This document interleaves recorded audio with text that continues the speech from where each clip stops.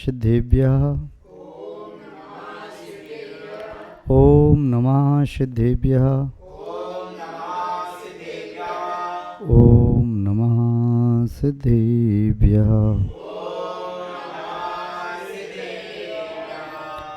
जय बोलिए त्रिकालवर्ती त्रैलोक पूज्य विश्वाराध्य पंच परमेष्ठी भगवान की अनंतानंत सिद्ध परमेष्ठी भगवान की देवादिदेव विश्व प्रोषी शांतनाथ भगवान की परम पूज्य चारित्र चक्रवर्ती आचार्य श्री शांति सागर जी मुनि महाराज की परम पूज्य सिद्धांत चक्रवर्ती श्वेत पिच्छाचार्य गुरुदेव श्री विद्यानंद जी मुनि महाराज की अहिंसामय विश्व धर्म की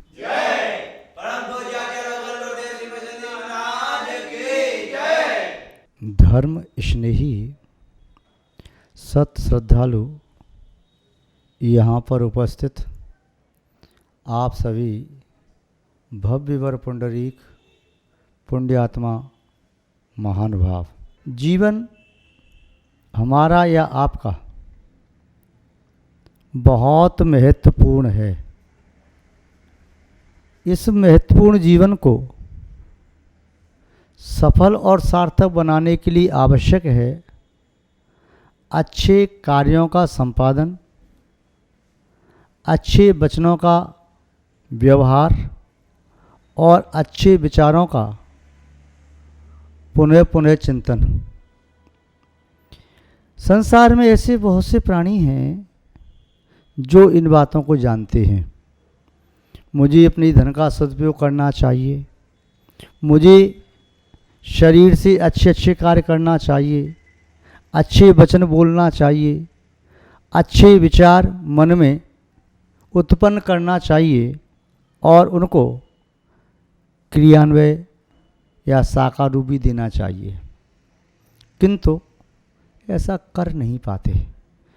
कुछ विरले व्यक्ति ही ऐसे होते हैं जो प्राय करके अच्छे विचार अपने मन में हमेशा रखें, जब भी उनके श्रीमुख से निकलें अच्छे शब्द ही निकलें, जो अपने शरीर से प्रवृत्ति करें तो अच्छी क्रिया ही करें, और जिनके धन साधन सामग्री वस्तुओं का सदुपयोग पुण्य अर्जन के लिए हो। ऐसा क्या कारण है कि व्यक्ति अच्छे कार्यों को टालने की कोशिश करता है? क्या कारण है कि व्यक्ति बुरे कार्यों से चाहते हुए भी बच नहीं पाता? ऐसा क्या कारण है कि व्यक्ति के मस्तिष्क में बुरे विचार एक बार आए तो वे अपना स्थान जमा लेते हैं, और जो अच्छे विचार आते हैं वे ज़्यादा समय तक ठहर नहीं पाते। अच्छे विचार तो कपूर की गंध की तरह से एक क्षण दो क्षण अंतर्मुहूर्त में उड़ जाते हैं। अच्छे विचारों के पक्षी मस्तिष्क में क्यों नहीं ठहर पाते? बुरे विचार ऐसा लगता है फेविकोल की जोड़ की तरह से वहाँ पर स्थायी हो गए हों। हम बार बार कोशिश करते हैं फिर भी बुरे विचार निकलते नहीं। अच्छे विचारों को लाने की कोशिश करते हैं, ठहरते नहीं। हम कई बार प्रयास करते हैं कि अपने श्रीमुख से अच्छे वचन ही बोलेंगे, किंतु इसके बावजूद भी जब हमें क्रोध आता है, जब हम अहंकार से भरे होते हैं, जब हम इल्लीगल रूप से किसी वस्तु को प्राप्त करना चाहते हैं, या जब लोभ की अग्नि जल रही होती है, या हास और परिहास के माहौल में होते हैं, या कभी दुखी और शोकाकुल होते हैं, या भयान्वित होते हैं, तब हमारे श्रीमुख से सहज शब्द क्यों नहीं निकलते? फिर संस्कार वशात वही शब्द इन्हें हम बोलना नहीं चाहते वही क्यों निकलते हैं? क्रोध की आवेश में ऐसा लगता है श्रीमुख से अग्नि के गोले निकल रहे हों। कई बार ऐसा लगता है अहंकार के कारण शब्द अपने मुख से परुष निंद्य कठोर निकलते हैं। लोभ के कारण मिथ्या भाषण होता है। हास परिहास में दूसरों के अपमानजनक शब्दों का प्रयोग भी किया जाता है। शरीर से क्रिया चाहते हैं, अच्छी अच्छी क्रियाएं हों, फिर भी अच्छी क्रिया करने की चेष्टा या तो कर नहीं पाते, या अच्छे कार्यों को ज़्यादा समय तक कर नहीं पाते।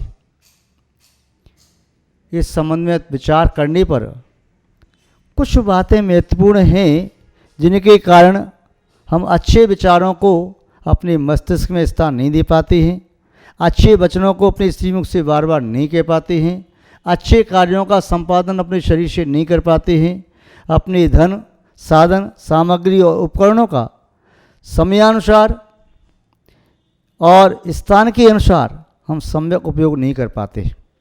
इसमें सबसे पहला कारण है पूर्व संस्कार वशात। यदि हमारे जीवन में पुनः पुनः अशुभ विचार आ रहे हैं तो समझो पूर्व संस्कार वशात।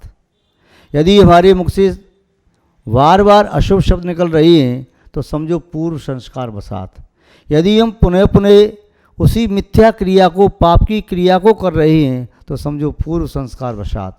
यदि हमारे धन, साधन, सामग्री का सही सदुपयोग नहीं हो पा रहा है, हम सदुपयोग करने वाले को नहीं दे करके दुरुपयोग करने वाले को मना नहीं कर पाते, पूर्व संस्कार वशात। जैसे किसी बर्तन में पहले छाछ रखी थी, वह छाछ अब उसमें से निकाल ली, उसमें शुद्ध दूध भी भर दिया, तब भी वह दूध छाछ के संस्कारों से वह दही जम जाता है। पूर्व संस्कार वशात अच्छी क्रिया भी बुरी हो जाती है।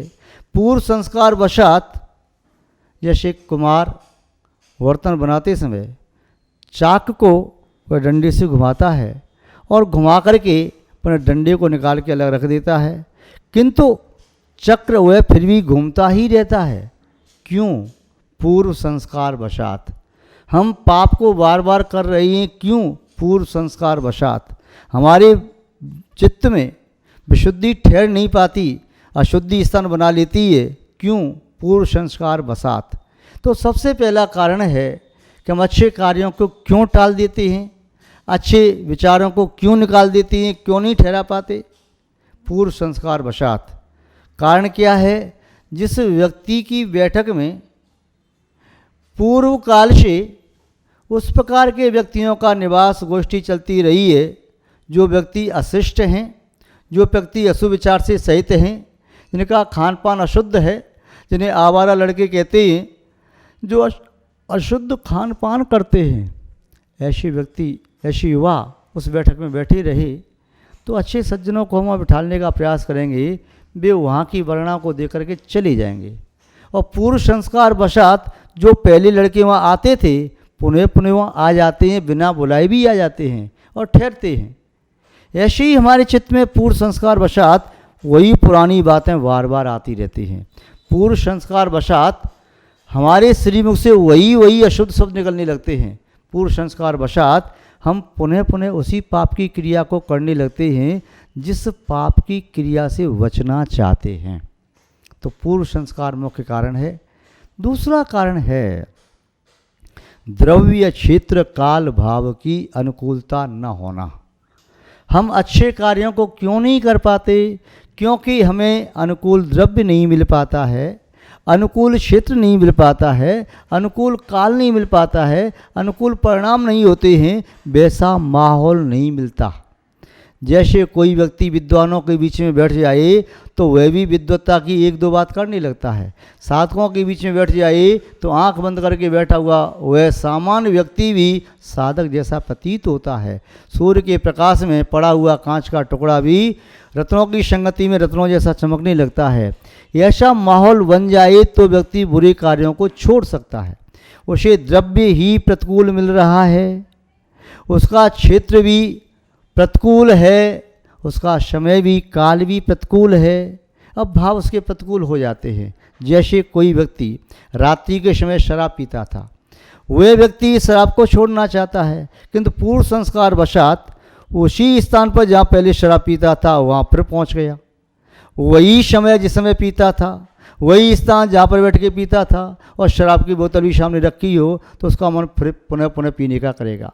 जो स्मोकिंग करने वाला है, जर्दा तम्बाकू गुटखा खाने वाला है, वह छोड़ता है, पुनः पुनः उसे वही चीज़ सामने दिखाई देती है, वही समय आ जाता है, इस समय में इस वस्तु का सेवन करता था। तो पूर्व संस्कार वशात वह संस्कार जाते नहीं हैं, बुरी चेष्टा करने के अच्छे संस्कार ठहर नहीं पाते।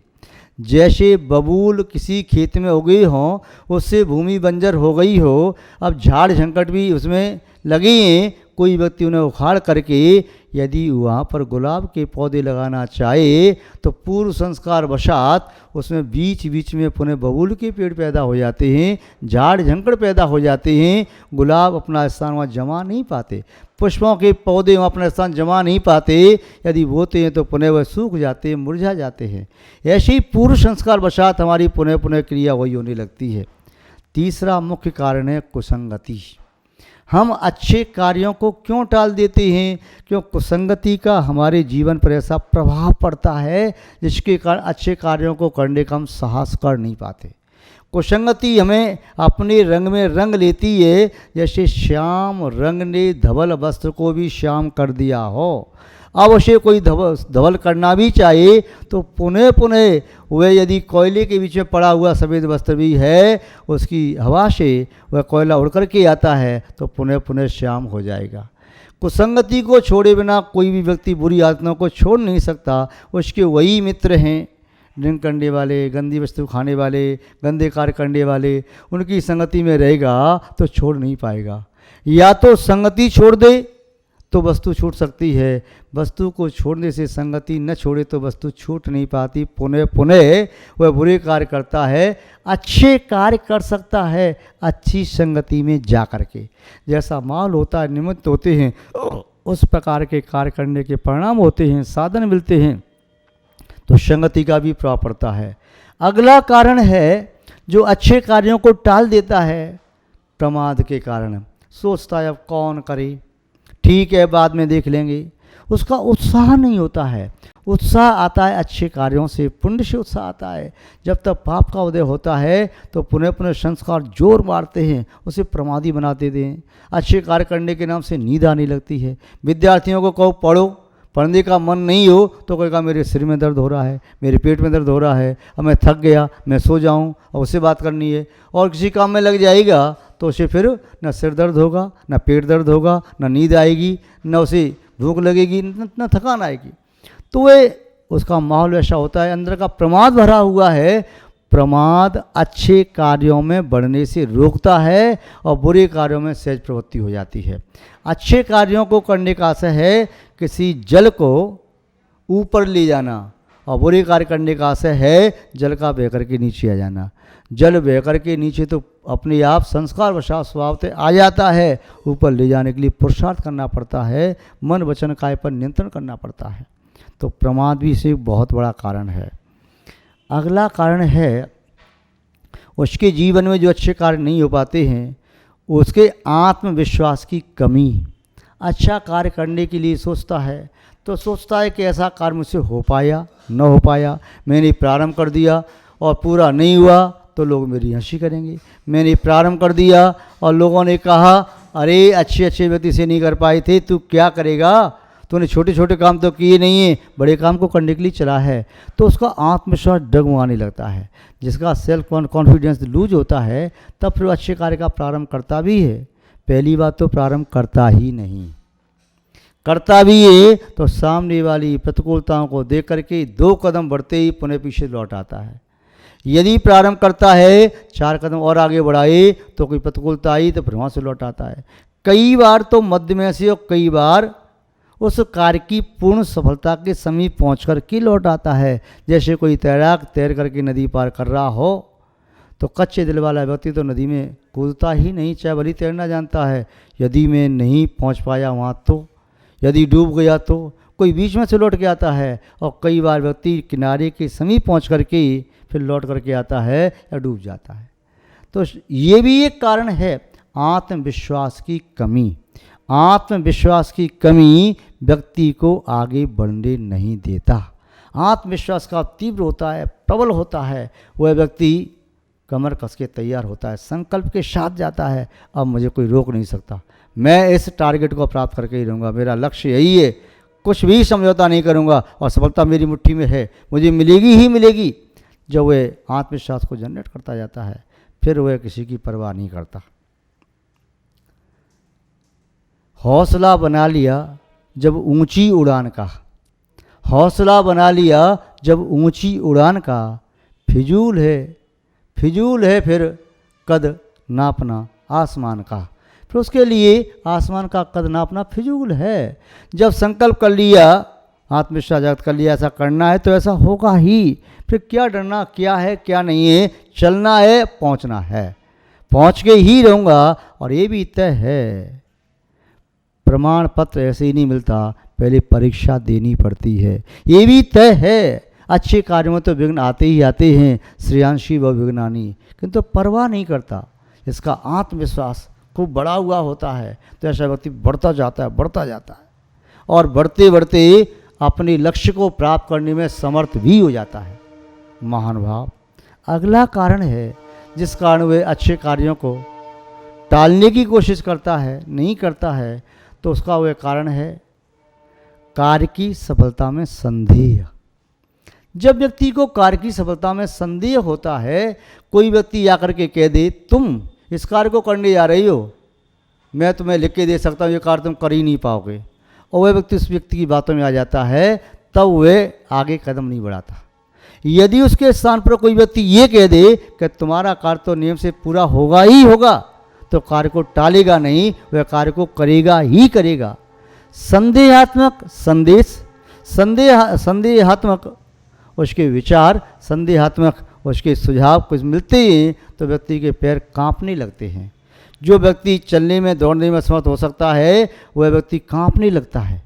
चलने के नाम से वो कहता है गिर पड़ूंगा, मैं चल न पाऊंगा। और जो संकल्प के साथ बढ़े, सामने वाला व्यक्ति कह दे कि तू 100% इस कार्य में सफल हो जाएगा, मैं तुझे लिख के दे सकता हूँ, तो उसके अंदर साहस जागृत होता है। फिर संदेह नहीं रहता सफलता में, कहता है सफलता तो निश्चित है ही। एक राजा के पास दूत का पत्र, दूसरे राजा का पत्र आया, दूत लेकर के आया, या तो युद्ध के लिए तैयार हो जाओ या अधीनता स्वीकार कर लो। राजा ने अपनी मीटिंग बुलाई। राजा की प्रजा और सेना इस बात को स्वीकार करने के लिए तैयार नहीं, हम अधीनता स्वीकार नहीं करेंगे, युद्ध में ही जाएंगे। किंतु इस राजा की सेना थोड़ी थी, उस राजा की सेना बड़ी थी, किंतु फिर भी साहस करके गए। इस राजा ने कहा मेरा बचपन का साथी है, वह पहाड़ की चोटी पर रहता है, वह भी राजकुमार है, अब सन्यासी जैसा जीवन जीता है, किंतु आज भी वह सब कार्य में निपुण है। उस मित्र से मिलकर के हम युद्ध के लिए चलेंगे। पूरी सेना उत्साह के साथ गई। राजा, सेनापति आदि सब लोग वहाँ पहुँचे। वह पहाड़ की चोटी पर बने मंदिर में उसका मित्र, वह एक फकीर जैसे वेश में रहता था, उससे पूछा कि सामने वाले राजा ने इस प्रकार की चुनौती दी है तो अधीनता स्वीकार करो, नहीं तो युद्ध के क्षेत्र में आ जाओ, हम क्या करें। उन्होंने कहा करना क्या है, युद्ध में पहुँचो, तुम्हारी जीत सुनिश्चित है। फिर उसने कहा एक काम है, भगवान से और पूछ लें जीत सुनिश्चित या संदिग्ध है। कैसे? एक सिक्का उछालते हैं, यदि चित्त आता है तो जीत सुनिश्चित है, और पट गिरता है तो जीत संदिग्ध है, आप हार जाओगे। ठीक है, सभी वहाँ पर राजा के अधिकारीगण, सेनापति आदि सब विराजमान थे। और राजा भी था, उसका पैर मित्र भी था, और भी सब लोग जो उत्साह के साथ युद्ध करने के लिए आए थे, महारथी सब थे। सबके सामने फकीर ने सिक्का उछाला, और सिक्का उछाल करके और सिक्का जैसे गिरा तो सब ने सिक्का पैर निगाह डाली, सिक्का चित्त पड़ा था, भगवान के सामने पड़ा हुआ सिक्का चित्त है। सब ने जान लिया जीत सुनिश्चित है। उन्होंने उत्साह के साथ युद्ध किया और युद्ध में विजय प्राप्त की। लौट करके आए पुनः वहीं, वह उसका मित्र भी युद्ध में गया इस बात के साथ अब तुम जीतोगे तो मैं भी शेर लूँगा, साथ में जाऊँगा। अपने लौट करके आए तो अपने मीटिंग हुई और कहा देखो जीत हमारी हो गई। राजा ने कहा हम तो 1% साहस खो बैठे थे, कहीं हार गई तो, पर आपने हमें संबल दिया। संबल क्या दिया? भगवान ने कह दिया कि जीत सुनिश्चित है, इसलिए हम युद्ध में उत्साह से लड़े। उसकी सेना हमसे 90% ज़्यादा थी, तब भी हम जीत करके आ गए। उस मित्र ने कहा जीत तो तुम्हारी सुनिश्चित थी ही। बोले क्यों? कि तुम्हारे पास उत्साह था। बोले ये तो ठीक है, किंतु सिक्का ने भी बता दिया, भगवान ने बता दिया जीत सुनिश्चित है। सिक्का दी चित्त न पड़ता, पट पड़ता तो। उसने कहा ऐसा तो कभी हो ही नहीं सकता। बोले क्यों? बोले मेरा सिक्का कभी पट पड़ता ही नहीं है। बोले आखिर कारण क्या है? उसने अपनी जेब से सिक्का निकाला, बताया कि मेरा सिक्का दोनों तरफ से चित्त ही है, कैसे भी गिरेगा चित्त ही गिरेगा, और पट उसमें है ही नहीं, कैसे भी गिरता। तो उसने राजा ने कहा तुमने ऐसा क्यों किया? मैं ऐसा इसलिए करता हूँ, सामने वाले व्यक्ति को मैं नर्वस नहीं करता, सामने वाले व्यक्ति का उत्साहवर्धन करता हूँ। वह जोश से करता है कि भगवान ने कह दिया सफल होगा ही होगा, उसकी आत्मा में इतना विश्वास जाग जाता है, संदेह का स्थान नहीं रहता, वह सफलता को प्राप्त करके ही रहता है। महान भाव, आप भी एक अच्छी सोच के साथ कि मुझे सफलता मिलेगी ही मिलेगी, ऐसा सोच करके अच्छे कार्य करो। अच्छे कार्य करने का फल अच्छा ही होता है, इसमें कहीं संदेह नहीं है। हो सकता है अभीष्ट फल की प्राप्ति न भी हो पाए, किंतु जो फल तुम्हें मिल रहा है वही तुम्हारे लिए अभीष्ट है, ऐसा मन में सोचना चाहिए। मान भाव, अच्छे कार्यों को करें। यह ज़िंदगी अच्छे कार्य करने के लिए मिली है। बुरे कार्य तो अन्य भवों में, अन्य पर्याय में बहुत किए, बुरा चिंतन, बुरे वचन और बुरे कार्य। अब इस भव को हम अच्छे विचारों के साथ, अच्छे वचनों के साथ और अच्छे कार्यों के साथ व्यतीत करें, तभी यह हमारा जीवन सफल और सार्थक हो सकता है। इन्हीं सद्भावनाओं के साथ आप सबको आशीर्वाद देता हुआ अपनी शब्द श्रृंखला को यहीं पर विराम देता हूँ। जय बोलिए श्री शांतनाथ भगवान की जय।